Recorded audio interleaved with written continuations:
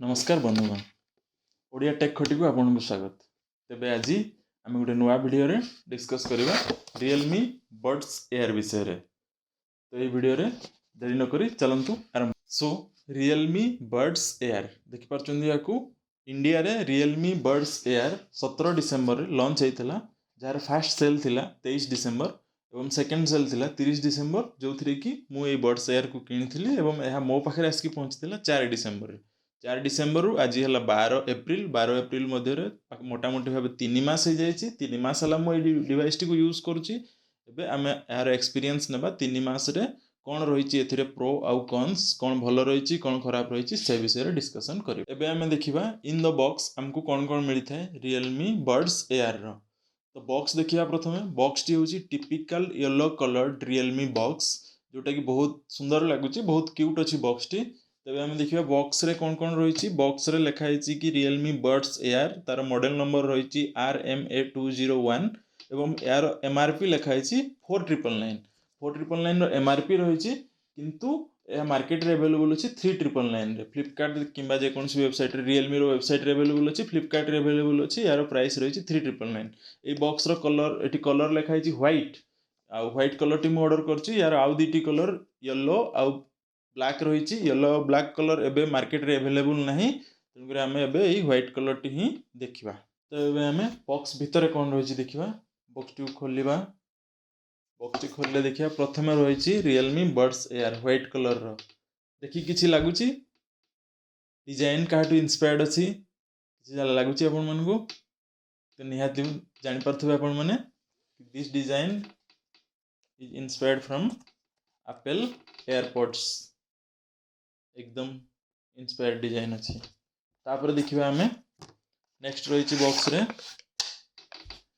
USB type सी cable देख पारथबे, आउ warranty information, बस आउ किछि नाही बॉक्स रे सेतिकी जिंस। चार्जर नाही, खाली टाइप सी केबल अछि, आपण जे कोनसी चार्जर लगेकी ताको चार्ज करि परिबे। तो प्रथमे हम स्टार्ट करिबा यार बिल्ड आउ डिजाइन। तो design is somewhat inspired, but design I think बहुत भल डिजाइन अच्छी, से किसी प्रोब्लेम ना। इयरबड्स को आम देख सिंगल बड्स भी किछटा रिजेम्बल करुच्ची अलग किसी एयरपोर्ट डिजाइन रो, किंतु डिजाइन बहुत भल अच्छी, से किसी प्रोब्लेम ना। आपण डिजाइन गला यार बिल्ड क्वालिटी बहुत स्टडी रही, बहुत स्टडी रही, किंतु प्लास्टिक अच्छी, प्लास्टिक बॉडी अच्छी। यार ये खोलिले आपण जो क्लिक होउची देखछन बहुत स्टडी अच्छी, बहुत भल लागुची, से किसी प्रोब्लेम नहीं। किंतु प्लास्टिक बिल्ट अच्छी, ग्लास बिल्ट नुहे, but it has a finish, बहुत भल फिनिश अच्छी, माने ग्लोसी फिनिश अच्छी, ग्लास बढ़िया लगुची, किंतु एटा प्लास्टिक बिल्ट अच्छी। यार वेट आम देखा टोटल चार्जिंग केस सह ओजन हूँ 42 ग्राम। आउ जदि आम खाली बड्स रो कथा कहबा माने सिंगल बड्स रो ओजन हूँ 4.2 ग्राम, जोटा कि बहुत लाइट वेट अच्छी, बहुत लाइट। जेहेतु आप 4.2 ग्राम आप कान जदि लगे ताले भी आप जानीपारे कि आप किसी लगे बोलिकी। एठू कही रखी यार साइज देखो, साइजटा medium to large size people मानक अच्छी, कहीं आपंकर कानर साइज जब बहुत छोट रोचे ताले यहाँ हे तो फिट हेनी, तो आपको टे कष्ट हो पाए। अध घंटा उपरे जब आप यूज कर कानर लगेला बेलू यहाँ कष्ट हम, किंतु जदि आपंकर size year corner size large अच्छी मीडियम अच्छी ताले आपको कौन प्रोब्लेम हेनी, बहुत स्मूथ अच्छी, बहुत भल अच्छी। तो ये आसवा आम यार बैटेरी लाइफ उपरकू। तो ये कंपनी क्लेम करुच्ची कि 17+ आवर बैटेरी लाइफ मिल, बट मुझे कही रखी कि यार जो चार्जिंग केस रोचे ये केस टी या भितर थी बड्स गुड़ी को चार्ज करे। केस टी जब आप थे फुल चार्ज हो जाए या भितर थी बड्स गुड़ी को ये 5-6 थर फुल चार्ज कर। तो आप बड्स को थे जब बाहर को आणुंट यूज कर 2 to 3 आवर्स आप यूज करेंगे। ताମାନେ धरतु टोटाल 5 थर आप फुल चार्ज करें 10 आवर्स पाखापाखि आपको बैटेरी लाइफ मिल जाऊँगी। थे चार्ज करने को आपको 3 to 4 आवर्स लगुच, तो 10 hours to 12 hours battery life बहुत भल अच्छी। सीटा भी डिपेंड करे आपंकर स्पीड, माने कौ वॉल्यूम रे आपण सुनुचंदी। जदि 50% रु एबव वॉल्यूम रे सुनुचंदी ताले आपन बैटेरी लाइफ 12 आवर्स ऊपर आसीजिवो, including the charge in the case रे थिबा चार्ज को मिसेकी। खाली जदि आपण बड्स को काढी के नउचंदी 2 to 3 आवर्स मैक्सिमम रहइबो। जदि आम या 60 to 70% वॉल्यूम रे यूज करूचे ताले 10 आवर्स रो बैटेरी लाइफ आराम से मिल जिवो। तो एबे आम मेन जिनस को आसवा जोटा हूँ साउंड क्वालिटी। जेकोसी इयरफोन कि इयरबड्स कि आईपोड्स एयरपोड्स जहाँ भी आम किणुचे तार मेन जिनस हूँ कौन, तार साउंड क्वालिटी। तो ये आम यार साउंड क्वालिटी ऊपर डिस्कशन करबा। तो यार साउंड क्वालिटी होची बहुत जबरदस्त, बहुत बढ़िया साउंड क्वालिटी अछि। बास अछि, हाई बास अछि, टिके लो ट्रेबल रहिछि। हाई बास माने इंडियन कंज्यूमर मानक पय बहुत बढ़िया। तो एठी रहिछि dual dynamic driver. Dual dynamic driver माने दीटी ड्राइवर रहिछि तार प्रति बॉट्स रे दी ड्राइवर रहिछि, जा पर कि साउंड क्वालिटी बहुत बढ़िया आउटपुट रो मिले। आपनकर एथिरे रहिछि ब्लूटूथ 5.0 आ यार चिप माने या भितरे जो मेमोरी बा चिप रहिछि जोटा कि होछि R1 चिप, गोटे यूनिवर्सल चिप, जहाँ यार परफॉर्मेंस को आहुरी बहुत भलो करिथाए। तो साउंड क्वालिटी रे मु कहि बहुत बढ़िया साउंड क्वालिटी अछि।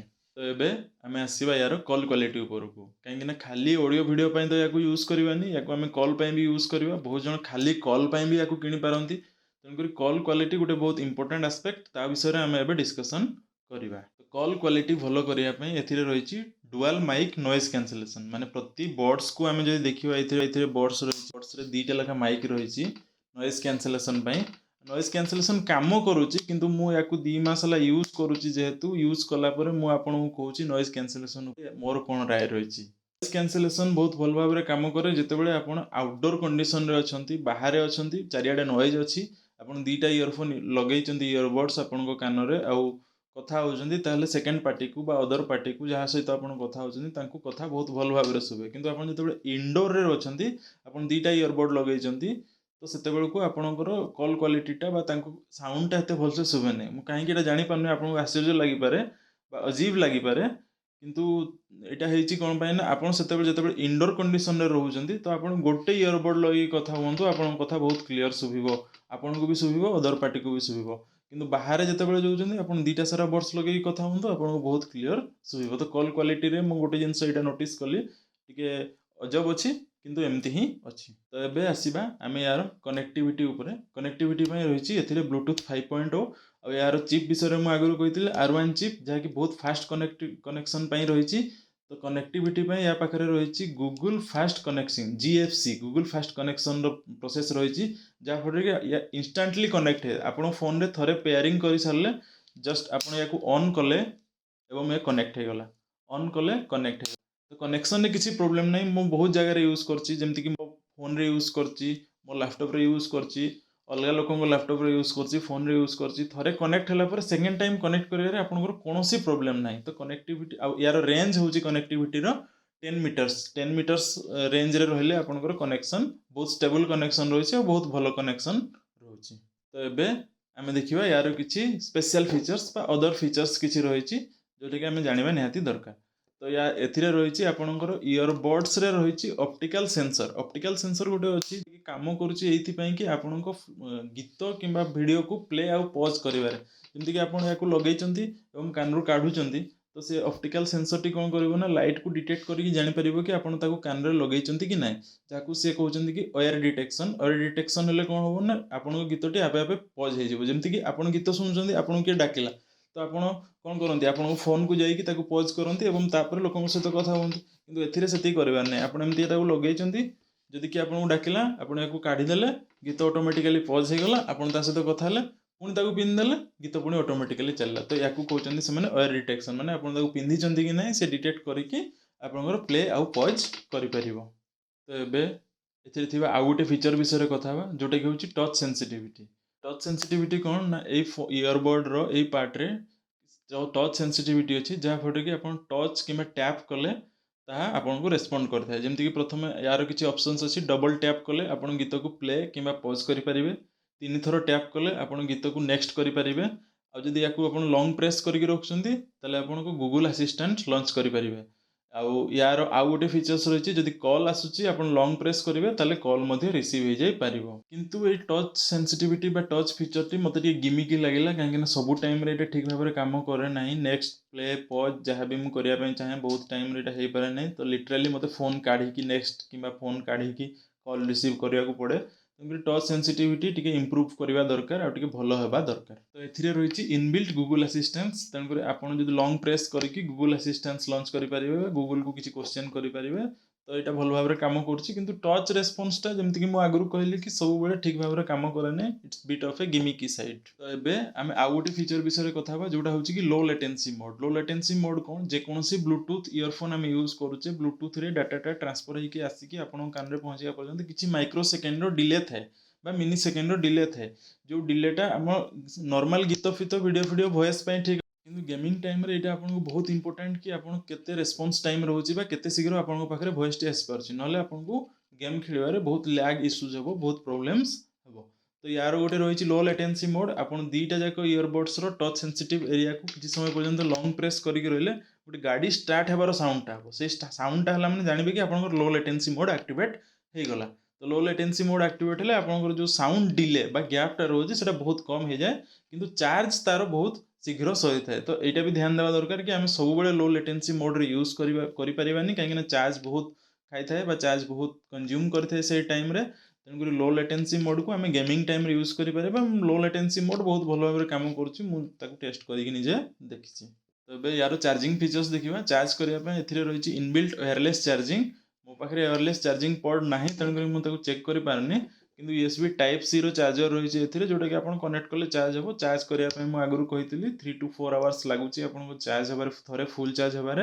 तो फाइनाली सबू पॉइंट्स को मिसेकी एबे हमें गोटे पॉइंट्स बाहर करवा कि तार प्रोज कौन कौन रहा और कॉन्स कौन कौन रहा। तो प्रोज रे मु सबुठ आगे कहबी कि यार प्राइसिंग कहीं वायरलेस इयरपोड रो प्राइसिंग 8,000 10,000 ऊपर सब आसुची यार प्राइसिंग रही 4,000 टଙ୍କା 4,000 टंकार मु कहबी बहुत भल अच्छी साउंड क्वालिटी बहुत भल अच्छी तार चार्जिंग आउ बैटरी कैपेसिटी बहुत भल अच्छी। तो यार प्रोज रहा गोटे है यार प्राइसिंग यही प्राइस रे आपको याटू भल आउ किसी मिलिबो नहीं। तो आउ रहा यार साउंड क्वालिटी बहुत भल अटे एवं यार कनेक्टिविटी मु कहबी कि बहुत भल कि जितेबाला भी आप कनेक्ट कर भी फेलियर हेबार एबे यार नेगेटिव साइड बा कॉन्स देखा नेगेटिव साइड रे मु प्रथमे कही इन्वायरमेंटल नॉइज कैंसलेशन एते भल से काम करे ना टच कंट्रोल रिफाइंड हेबा दरकार बहुत भल नाही। गोटे कथा हला एटा वाटर प्रूफ नुहे स्वेट प्रूफ अच्छी माने सामान्य झाड़ हेले चलो किंतु वाटर प्रूफिंग माने वर्षा फर्षा हला आपण याको यूज करि परिबे नहीं। तो लास्टली मु कहबी कि एटा होसी गोटे पॉकेट फ्रेंडली दीटा उपाय